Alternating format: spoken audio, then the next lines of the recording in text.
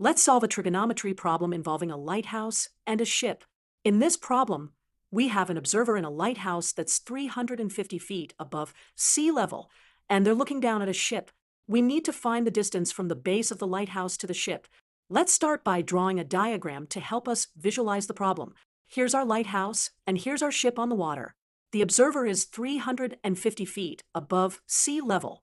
When the observer looks down at the ship, they measure an angle of depression. The angle of depression is the angle between the horizontal line and the line of sight to the ship. Let's draw the horizontal line and the line of sight to the ship. Here's a key concept. The angle of depression is equal to the corresponding angle formed by the line of sight and the vertical line. This is because these angles are corresponding angles formed by a transversal. Now, we can use right triangle trigonometry to solve this problem. Let's call the distance from the base of the lighthouse to the ship d. Looking at our right triangle, we can use tangent to find this distance.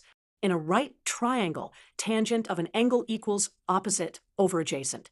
So, tangent of theta equals 350 feet divided by d. If we measure the angle of depression to be 30 degrees, we can solve for d. d equals 350 feet divided by tangent of 30 degrees.